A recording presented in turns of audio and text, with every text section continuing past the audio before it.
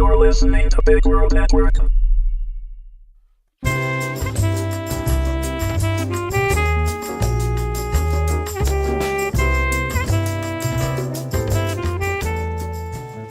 Delroy versus the In-Laws of Earth.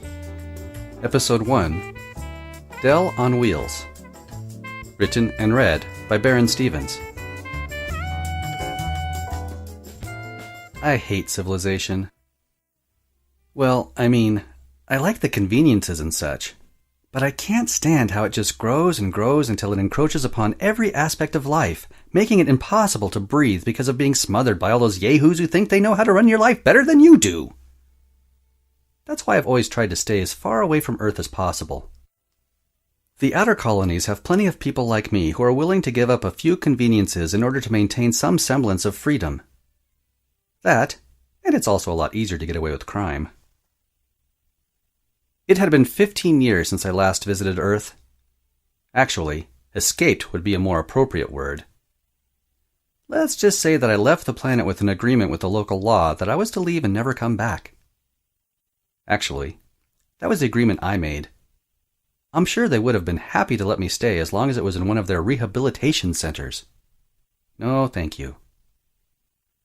So, why in the universe was I riding a passenger ship to return there?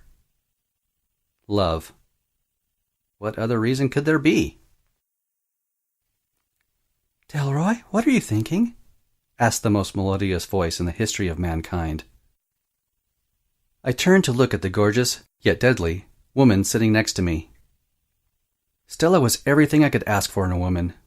Intelligent, wise, beautiful, and possessing the ability to pound the crap out of anything that got in her way.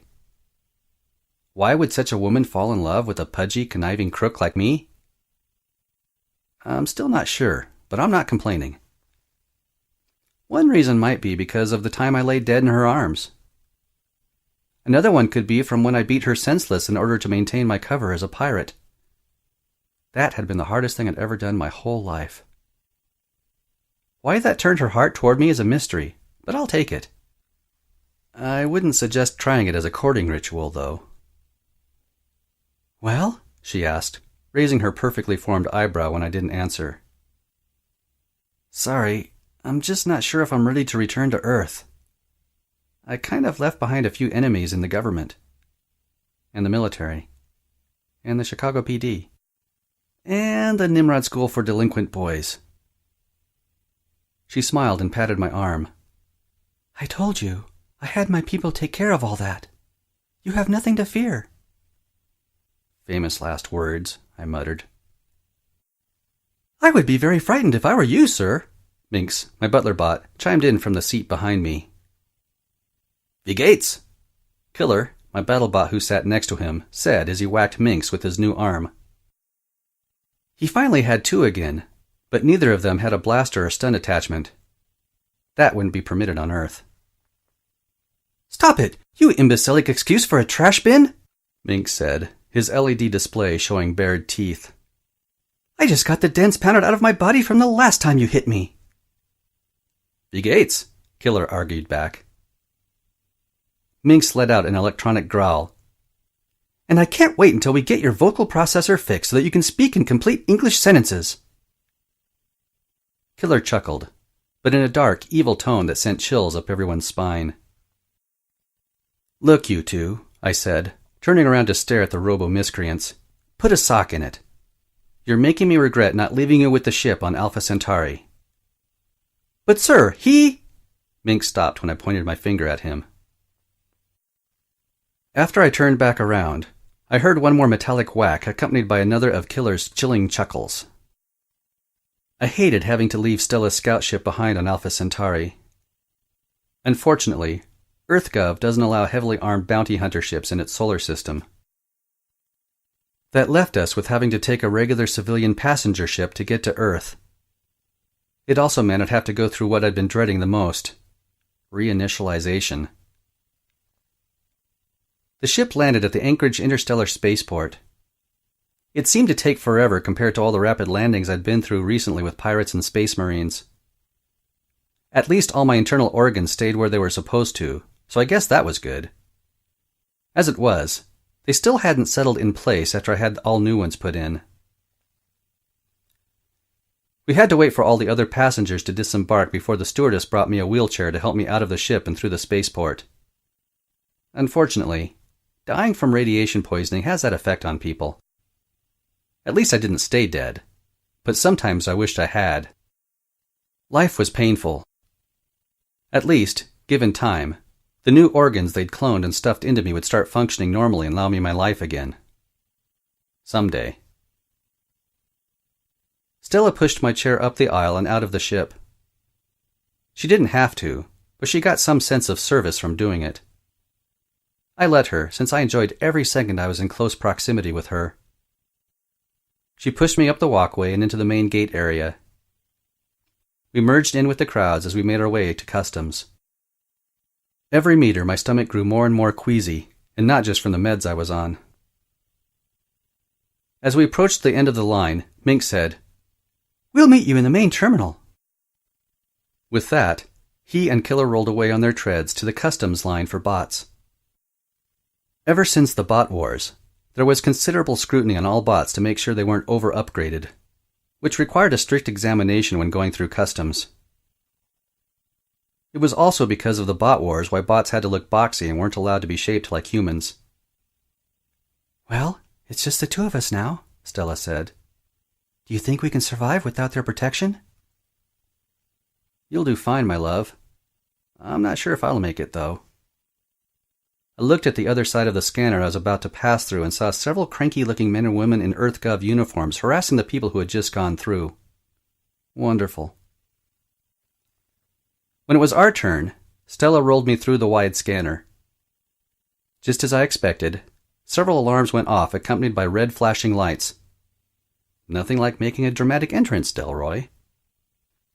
Of course, this set all the customs agents who weren't busy with their own victims scrambling toward me.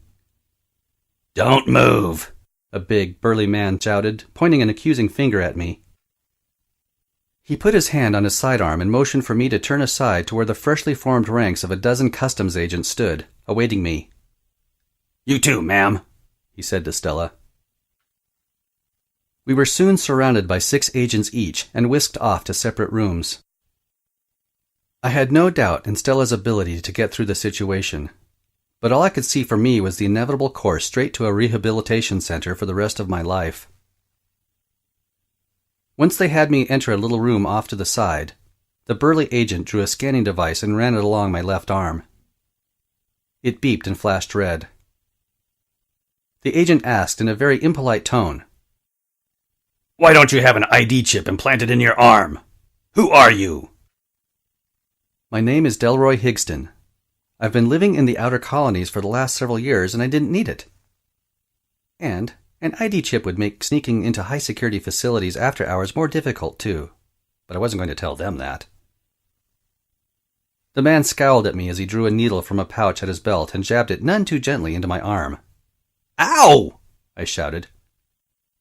"We'll see if you're telling the truth," he said as he drew some blood into the container. I tried not to scream as he raked the needle back out of my arm and handed it to another agent standing behind the DNA test machine. The other agent took my blood sample, inserted it into his machine, and pushed several buttons. All 6 of us stared at the man as he waited for the results to appear. His eyebrow went up. He is telling the truth about his name, at least. He then whistled. "Robbery, grand theft vehicle, larceny, bribery, gambling. Wow, you've been a busy boy." "Well, one has to do something for entertainment these days," I said with more humor than I felt.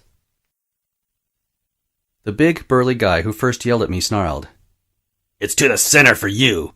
Now strip down." "Wait," the agent at the machine said, putting up his hand.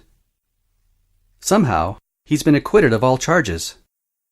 He is to be permitted entrance to Earth as long as he is reinitialized." Tall, dark, and gruesome glared at him for a moment before turning his attention back to me. "You don't say.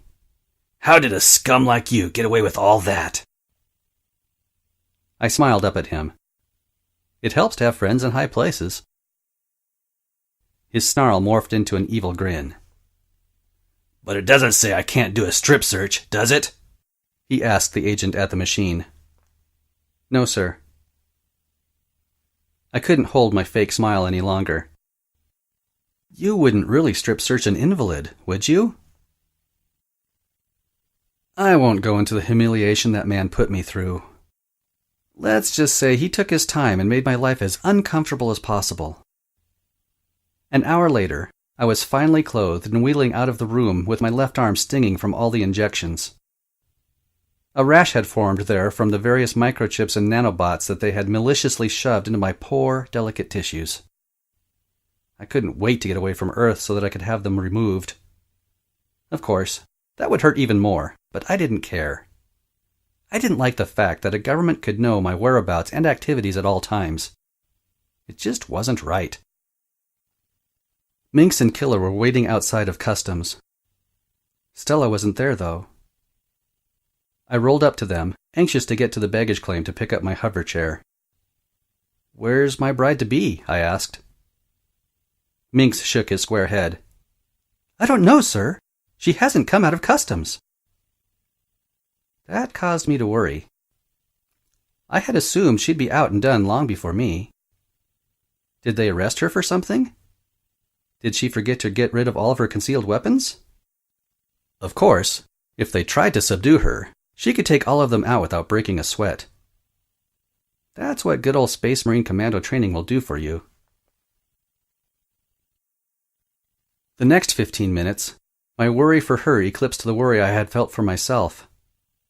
If anything happened to her, now as we approached our wedding day, I knew I could never recover. It was with immense relief when I saw her exit the customs area and approach us. Her scowl told me everything I needed to know about her experience. She also rubbed her left arm where the skin was all red and irritated. So, I wasn't the only one who didn't like being spied upon. It made me love her all the more. When she reached us, she said curtly, "Let's get our luggage and get out of here." She stepped up behind my chair and pushed me toward the exit. As we made our way to the baggage claim, a man with oiled-down hair, a handlebar mustache, and wearing a black suit held a sign projecting a 3D holo image of the name, Delroy Higston. Stella saw it at the same time I did and looked down at me questioningly. I just shrugged and went back to examining the man. At the same time, his eyes locked onto mine as a greasy smile spread up one side of his face. "Ah, Mr. Higston, it is so good to see you," he said. Every alarm bell went off in the back of my brain. Without thinking, I wheeled myself backwards and away from the man. Stella let out a grunt as I knocked her aside. Before I could offer her an apology, the floor in front of me pushed upward and exploded into flames in a million pieces. As much as I hated that wheelchair, it saved my life. The explosion rocked me backwards, putting the chair between me and it.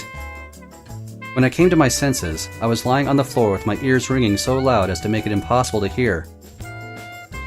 Panic gripped me as I shouted out, "Stella!" I couldn't hear myself. I looked about frantically. Then I saw her. She was on the floor with the smoking remains of Killer on top of her. I tried to push myself up to rush over to her, but my arms gave out from under me and I lost consciousness.